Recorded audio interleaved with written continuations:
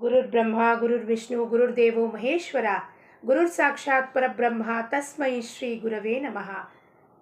ಚಿದಂಬರ ನಮಸ್ತೆಸ್ತು ಚಿಂತಿತಾರ್ಥಪ್ರದಾಯಿನೇ ಔದುಂಬರ ಸದಾವಾಸ ಚಿದಂಬರ ನಮೋಸ್ತುತೆ.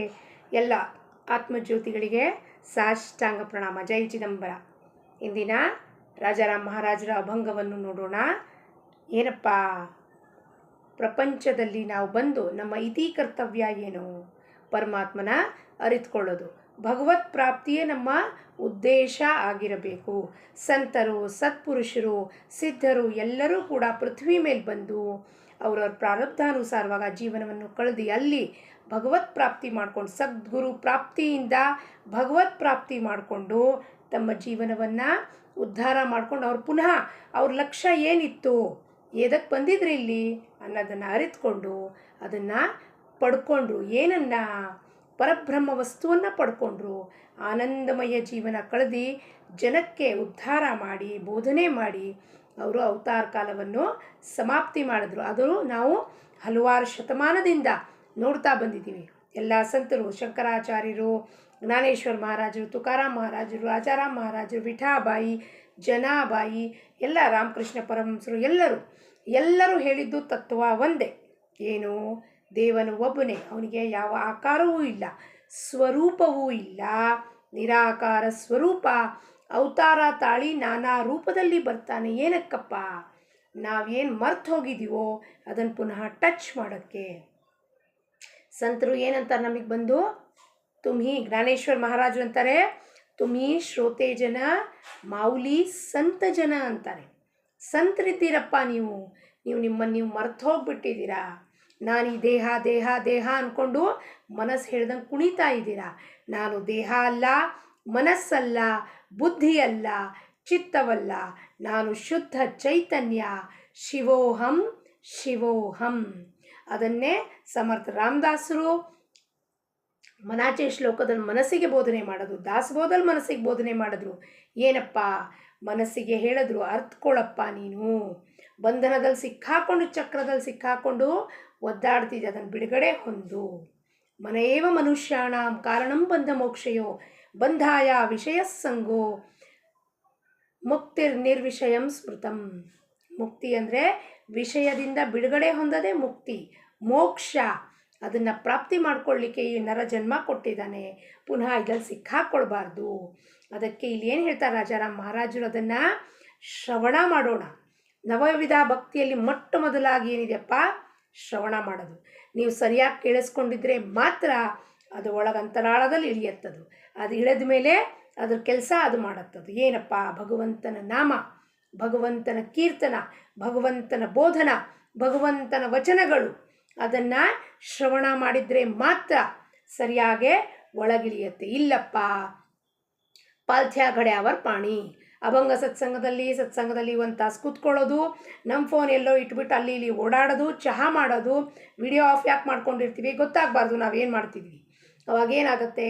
ಅಲ್ಲಿ ಯಾರು, ಎಲ್ಲರೂ ಅಂತ ಹೇಳ್ತಿಲ್ಲ ನಾನು, ಎಲ್ಲರೂ ಅಲ್ಲ, ಯಾರು ತಮ್ಮ ಕಾಯ ವಾಚ ಮನಸ್ಸ, ದೇಹ ಬುದ್ಧಿ ಮನಸ್ಸು ಎಲ್ಲವನ್ನೂ ಇಟ್ಕೊಂಡು ಒಂದು ತಾಸುಗಳು, ಇದು ನನ್ನ ಸಲುವಾಗಿ, ನನ್ನ ಉದ್ಧಾರದ ಸಲುವಾಗಿ ಇವತ್ತು ರಾಜಾರಾಮ್ ಮಹಾರಾಜರು ಬೋಧನೆ ಮಾಡ್ತಿದ್ದಾರೆ.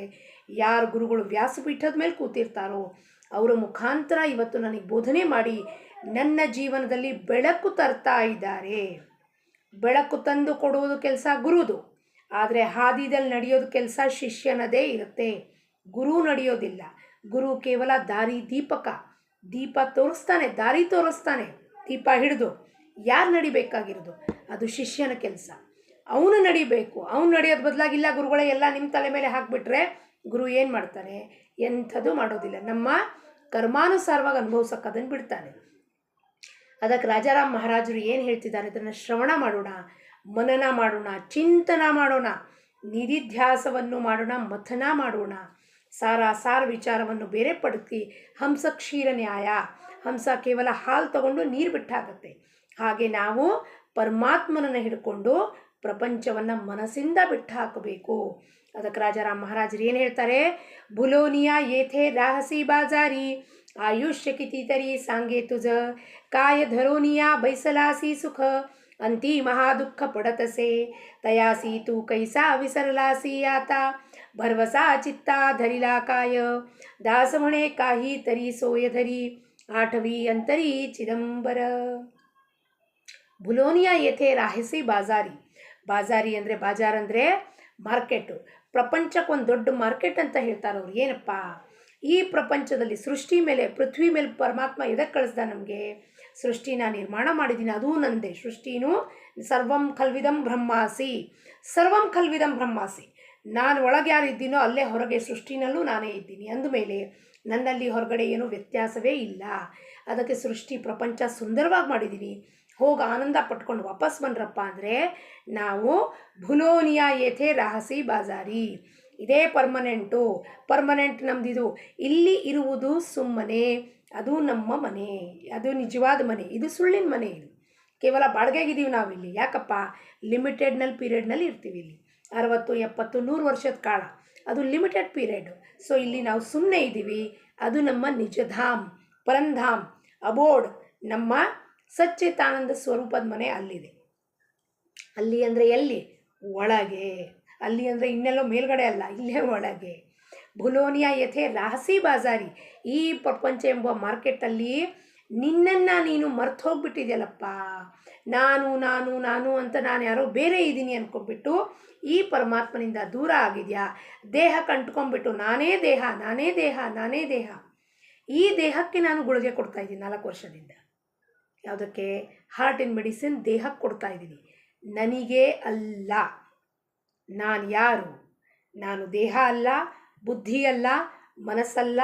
ಚಿತ್ತವಲ್ಲ ನಾನು ಶಿವೋಹಂ ಶಿವೋಹಂ ಈ ದೇಹಕ್ಕೆ ಗುಳಿಗೆಗಳನ್ನು ಕೊಡ್ತಿದ್ದೀನಿ ಹಾರ್ಟಿಗೆ ನನಗೆ ಕೊಡ್ತಾ ಇಲ್ಲ ಗುಳಿಗೆ ನಾನು ದೇಹಕ್ಕೆ ಗುಳಿಗೆ ಕೊಟ್ಟು ನೋಡ್ತೀನಿ ಅದನ್ನು ನಾನು ದೇಹ ಅಲ್ಲ ಇದು ಯಾವಾಗ ಗುರು ಅರಿವು ಮಾಡಿಕೊಡ್ತಾನೋ ಸದ್ಗುರು ಈ ದೇಹ ಕಂಡುಕೊಂಡಿರೋದು ಎಲ್ಲ ಮೋಹ ಮಾಯ ಆಸಕ್ತಿ ಮನಸ್ಸಿನ ಅಂಟಿರೋ ದುಃಖ ಸುಖ ಎಲ್ಲ ಕಳಚಿ ಒಗೆದು ಹಾಕ್ಬಿಡ್ತಾನ ಅವಾಗ ನೀವೇನಿರ್ತೀರ ಇಲ್ಲಿ ಸಚ್ಚಿತ್ ಆನಂದ ಸ್ವರೂಪ ಶಿವೋಹಂ ಶಿವೋಹಂ ಆಯುಷ್ಯ ಕಿತಿತರಿ ಸಾಂಗೆ ತುಜ ಎಷ್ಟು ಆಯುಷ್ಯ ಇದೆಯಪ್ಪ ಮತ್ತು ಆಯುಷ್ಯದಲ್ಲಿ ಬಂದು ಇಷ್ಟು ನಿನಗೆ ಘಟನೆಗಳಾಯಿತು ಜೀವನದಲ್ಲಿ ಎಷ್ಟು ಅನುಭವಗಳಾಯಿತು ಆದರೂ ಬುದ್ಧಿ ಬರಲಿಲ್ವಲ್ಲ ಮತ್ತೆ ಪುನಃ ಮೂರ್ಖತನದಲ್ಲಿ ಆ ಮನಸ್ಸನ್ನು ತೊಗೊಂಡು ಹೋಗಿ ಇಂದ್ರಿಯಗಳಕ್ಕೆ ಹರಿದಾಡಕ್ಕೆ ಹೊರಗಡೆ ಬಿಟ್ಟು ಜಗತ್ತಿನ ದೃಶ್ಯ ಜಗತ್ತಿನಲ್ಲಿ ಮಾರ್ಕೆಟ್ನಲ್ಲಿ ಹೋಗಿ ಹೆಂಗೆ ನಾವು ಕಳ್ಕೊಂಡು ಬಿಡ್ತೀವೋ ನಮ್ಮನ್ನು ನಾವು ತರಕಾರಿ ಚೆನ್ನಾಗಿದ್ದಾವೆ ಹಣ್ಣು ಚೆನ್ನಾಗಿದ್ದಾವೆ ಹೂ ಚೆನ್ನಾಗಿದ್ದಾವೆ ಮತ್ತೆಲ್ಲ ಸಮಸ್ತ ಕಲರ್ಫುಲ್ ಸೀರೆಗಳು ಆ ವಸ್ತುಗಳು ನೋಡಿಬಿಟ್ಟು ಹೆಂಗೆ ನಾವು ಕಳೆದು ಹೋಗಿಬಿಡ್ತೀವೋ ಹಾಗೆ ಇಲ್ಲಿ ನೀನು ಕಳ್ಕೊಂಡ್ಬಿಟ್ಟಿದ್ಯಾ ಇದಕ್ಕೆಲ್ಲ ನೀನು ಬಂದಿರೋದು ಕೇವಲ ಭಗವತ್ ಪ್ರಾಪ್ತಿಗೋಸ್ಕರ ನೀನು ಬಂದಿರೋದು ಅವನನ್ನು ಪಡ್ಕೊಳ್ಳೋಕೆ ಮಾತ್ರ ಬಂದಿರೋದು ಅದನ್ನು ಪಡ್ಕೊಂಡು ಉದ್ಧಾರ ಮಾಡ್ಕೊತ ಸದ್ಗುರು ಬಂದು ಬೋಧನೆ ಮಾಡ್ತಾನೆ ಸದ್ಗುರು ಬೋಧನೆ ಹಿಡ್ಕೊಂಡು ಗುರು ಆಜ್ಞೆ ಪ್ರಮಾಣ ಜೀವನ ನಡೆಸಿದ್ರೆ ಸಚ್ಚಿತ್ ಆನಂದದಲ್ಲಿರ್ತೀವಿ ಇಲ್ಲ ಅಂದರೆ ದುಃಖದಲ್ಲೇ ಮನಸ್ಸಿದ್ದರೆ ದುಃಖ ಮನ ಏವ ಮನುಷ್ಯಾಣಂ ಕಾರಣಂ ಬಂಧ ಮೋಕ್ಷಯೋ ಕಾಯ ಧರೋನಿಯ ಬೈಸಲಾಸಿ ಸುಖ ಅಂತಿ ಮಹಾದುಃಖ ಪಡತಸೆ ಯಾವುದಕ್ಕೆ ನಾವು ಸುಖ ಸುಖ ಸುಖ ಅಂತಿದ್ದೀವೋ ವಸ್ತು ವಿಷಯ ವ್ಯಕ್ತಿ ಎಲ್ಲರ ಹಿಂದೆ ಹೋಗ್ತಾ ಇದ್ದೀವಿ ಅವರಿಂದ ಸುಖ ಸಿಗತ್ತೆ ಅನ್ಕೋತಿದ್ವಿ ಅವರಿಂದ ಸುಖ ಸಿಗಲ್ಲ ಅವರಿಂದ ದುಃಖ ಆಗುತ್ತೆ ಅವ್ರೇನಾರು ಒಂದು ಮಾತು ಹೇಳೋದು ಕೂಡಲೇ ಆಗಲೇ ಬೇಜಾರಾಗೋಗಿರುತ್ತೆ ಇವ್ರು ನನಗೆ ಹಿಂಗಂದ್ರು ಅವ್ರು ನನಗೆ ಹಂಗಂದ್ರು ಅವ್ರು ನನಗೆ ಹಿಂಗಂತಾರೆ ಯಾರು ಕಲ್ಪನಾ ಮಾಡ್ಕೋತಿದ್ದಾರೆ ಇವೆಲ್ಲ ಈ ಮನಸ್ಸು ಹುಚ್ಚುಚ್ಚನಂಗೆ ಕಲ್ಪನಾ ಮಾಡ್ಕೊಳತ್ತೆ ಕಲ್ಪನಾದಲ್ಲಿ ಸಿಕ್ಕಾಕೊಂಡು ಒದ್ದಾಡಿಕೊಂಡು ದುಃಖ ಅಂತಿ ಮಹಾದುಃಖ ಪಡತಸೆ ಹೋದೆ ನಾನು ಯಾರಿಗೋ ತೋರಿಸ್ದೆ ಏನು ಅದನ್ನು ನೋಡ್ಬಿಟ್ಟು ಯಾರಿಗೋ ಅಸೂಯೆ ಆಯಿತು ನಂದು ಒಳ್ಳೆ ಮೊಬೈಲ್ ತೋರಿಸ್ದೆ ಇವಳಿಗೆ ದೊಡ್ಡ ಮೊಬೈಲ್ ಇದೆ ಈಕಿ ಹತ್ರ ಐಫೋನ್ ಇದೆ ಅಂತ ತಂದೆ ಹುಷಾರ್ಕಿ ತೋರಿಸ್ತಾಳೆ ಅಂದೆ ಏನಾಯಿತು ನೀವು ಮೊಬೈಲ್ ತೋರಿಸಿದ್ದಕ್ಕೆ ಅವರಿಗೆ ಆನಂದ ಆಗಲಿಲ್ಲ ಅವರಿಗೆ ಅಸೂಯೆ ಆಯಿತು ನಿಮ್ಮಿಂದ ನಿಮಗೇನಾಯಿತು ದುಃಖ ಆಯಿತು ಇದು ಚಿಕ್ಕ ಪುಟ್ಟ ಎಕ್ಸಾಂಪಲ್ ಹೀಗೆ ಜೀವನದ ಹಲವಾರು ಘಟನೆಗಳಿಂದ ನಮಗೆ ಬೋಧನೆ ಮಾಡ್ತಾನೆ ಪರಮಾತ್ಮ ಅಯ್ಯೋ ಏನಪ್ಪ ಸುಖ ಸುಖ ಅಂತ ಒದ್ದಾಡ್ತಿದ್ಯಾ ಅದೆಲ್ಲ ನಾಶಿವಂತಕ್ಕೆ ಸುಖ ಅಂದ್ಕೊಂಡಿದ್ಯಾ ನೀನು 3 ದಿವಸ ರಿಸಾರ್ಟಿಗೆ ಹೋಗಿ ಬಂದ್ವಿ ನಾವೆಲ್ಲ ಚಿಕ್ಕಮಂಗ್ಳೂರಿಗೆ ಹೋಗಿದ್ವಿ ಅಲ್ಲಿ ರಿಸಾರ್ಟಿಗೆ ಹೋಗಿದ್ವಿ ಇಲ್ಲಿ ರಿಸಾರ್ಟಿಗೆ ಹೋಗಿದ್ವಿ ಬಂದ ತಕ್ಷಣ ಏನಾಯಿತು ಶೀತ ಕೆಮ್ಮು ನೆಗಡಿ ಜ್ವರ ನಾಮಸ್ಮರಣೆಯಲ್ಲಿ ಹೋಯಿತು ಸೈಡಿಗೆ ಕಿತ್ಕೊಂಡು ಹೋಯ್ತು ನಾಮಸ್ಮರಣೆ ಎದಕ್ಕಪ್ಪ ದೇಹಕ್ಕೆ ಬರ್ದಾಶ್ ಆಗೋದಿಲ್ಲ ಚಳಿ ತಣ್ಣನೆ ನೀರಲ್ಲಿ ತಲೆ ಮೇಲೆ ಬೀಳ್ತಿರ್ತದೆ ಬರ್ದಾಶ್ ಆಗೋದಿಲ್ಲ ಸುಖ ನಾವು ಹೋಗಿದ್ವಿ ರೀ ನಾವು 20,000 ಖರ್ಚು ಮಾಡಿದ್ವಿ 50,000 ಖರ್ಚು ಮಾಡಿದ್ವಿ ಬಂದಮೇಲೆ ಇನ್ನೂ 10,000 ಡಾಕ್ಟರ್ ಹತ್ರ ಖರ್ಚು ಮಾಡಬೇಕಾದ್ರೆ ಯಾತ್ರಲ್ಲಿ ಸುಖ ಅಂತ ನೀವು ಭ್ರಮೆ ಮಾಡ್ಕೋತಿದ್ದೀರೋ ಅದರಲ್ಲೇ ಮಹಾ ದುಃಖ ಇದೆ ಅಂತ ಸಂತರು ಹೇಳ್ತಾರೆ. ರಾಜಾರಾಮ್ ಮಹಾರಾಜ್ ಹೇಳ್ತಿದ್ದಾರೆ, ತಯಾಸೀತು ಕೈಸಾ ವಿಸರಲಾಸಿ ಆತ ಭರ್ವಸಾ ಚಿತ್ತ ಧರಿಲಾಕಾಯ. ಹೆಂಗೆ ಮರ್ತೋದ್ಯಪ್ಪ ಅವನನ್ನು ನೀನು? ಯಾರು ಉಸಿರು ಕೊಟ್ಟಿದ್ದಾನೋ ಅವನನ್ನೇ ಮರ್ತು ಹೋಗ್ಬಿಟ್ಟೆ. ರಾತ್ರಿ ಮಲ್ಕೊಂಡಿದ್ದಾಗ ಈ ಚಲನವಲನ ಯಾರು ಮಾಡಿಸ್ತಿದ್ದಾರೆ ಇಲ್ಲಿ? ಯಾರು ಉಸಿರು ಕೊಟ್ಟು ಅದ್ರಲ್ಲಿ ಜೀವಂತ ಇಟ್ಟಿದ್ದಾರೆ ಈ ಬಾಡಿನ? ಯಾರು ಡೈಜೆಷನ್ ಮಾಡಿಸ್ತಿದ್ದಾನೆ? ಯಾರು ನಮ್ಮ ಬಾಕಿ ಕ್ರಿಯೆಗಳನ್ನೆಲ್ಲ ಯಾರು ಮಾಡಿಸ್ತಿದ್ದಾನೆ? ಲಂಗ್ಸಲ್ಲಿ ಆಕ್ಸಿಜನ್ ಯಾರು ಕೊಡ್ತಿದ್ದಾನೆ?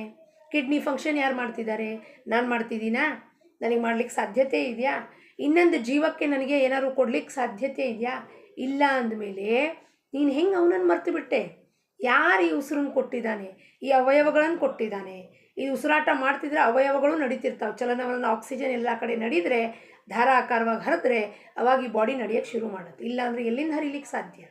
ಅದಕ್ಕೆ ಯಾರು ಕೊಟ್ಟಿದ್ದಾನೋ ಕರ್ತಾಧರ್ತನನ್ನೇ ಮರ್ತೋಗ್ಬಿಟ್ವಿ. ಕಬೀರರು ಒಂದ್ಸತಿ ಒಂದು ದೋಹಾ ಇತ್ತು, ಮರ್ತೋಗ್ಬಿಟ್ಟಿದೆ. ಕಬೀರರು ಒಂದ್ಸತಿ ರಸ್ತೆದಲ್ಲಿ ಹೋಗ್ತಿರ್ತಾರೆ. ಅವಾಗ ಅಲ್ಲಿ ಒಬ್ಬಳು ಹುಡುಗಿ ಹೋಗ್ತಿರ್ತಾಳೆ. ಆಗ್ತಾನೆ ಅವಳದು ಎಂಗೇಜ್ಮೆಂಟ್ ಆಗಿರುತ್ತೆ. ಎಂಗೇಜ್ಮೆಂಟಲ್ಲಿ ಪ್ರತೀಕ ಅಂದ್ಬಿಟ್ಟು ರಾಜಸ್ಥಾನ್ ಸೈಡ್ನಲ್ಲಿ ಅಲ್ಲಿ ಒಂದು ನಥನಿ ಕೊಟ್ಟಿರ್ತಾರೆ ಹುಡುಗಿಗೆ. ಅದಕ್ಕೆ ಆಕೆ ಏನು ಮಾಡ್ತಿರ್ತಾಳೆ, ಆಕೆ ಫ್ರೆಂಡ್ಸಿಗೆ ನನ್ನ ಮನೆಯವ್ರ ಕಡೆಯಿಂದ ನಥನಿ ಬಂದಿದೆ ಅಂತ ತೋರಿಸಿ ಮೆರೆದಾಡ್ತಿರ್ತಾಳೆ. ಕಬೀರರು ಅದನ್ನು ನೋಡಿ ನಗ್ತಾರಂತೆ. ಅಲ್ಲಿ ಒಂದು ಒಳ್ಳೆ ದೋಹಾ ಇದೆ ಅದು.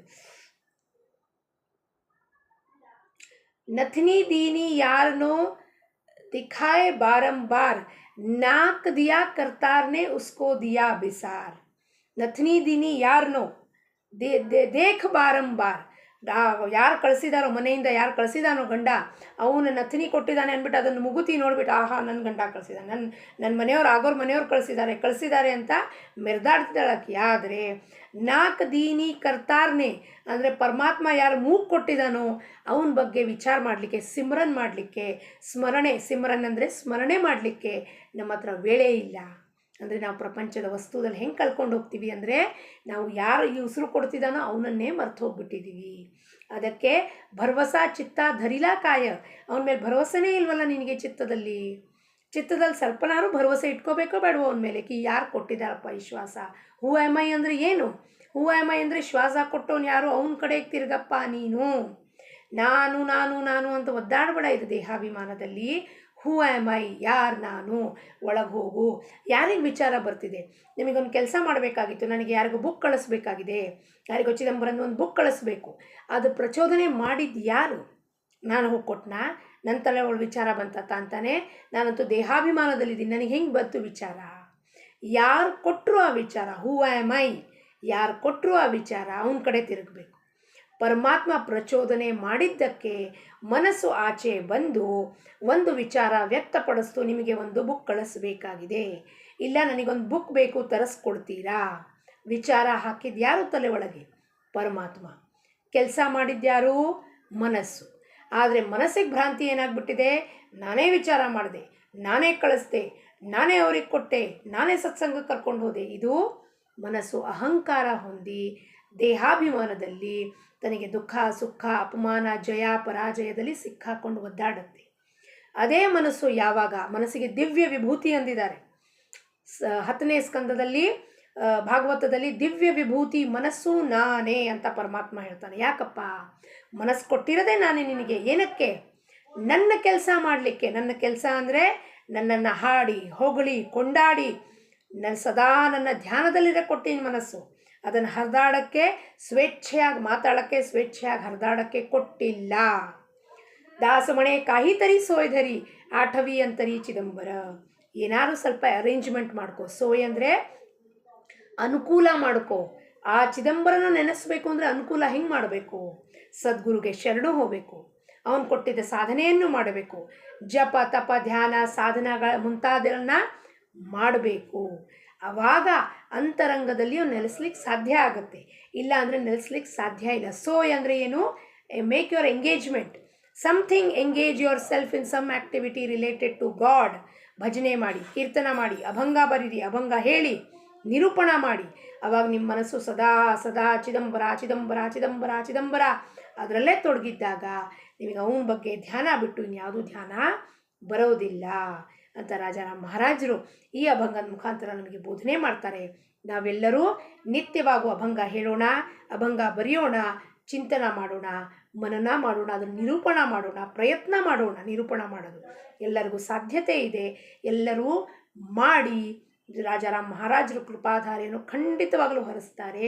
ರಾಜಾರಾಮ್ ಮಹಾರಾಜರ ಚರಣಕ್ಕೆ ಅಭಂಗ ಪುಷ್ಪವನ್ನು ಅರ್ಪಿಸಿ ಸದ್ಗುರು ಚರಣಾರವಿಂದಾರ್ಪಣಮಸ್ತು. ಜೈ ಚಿದಂಬರ.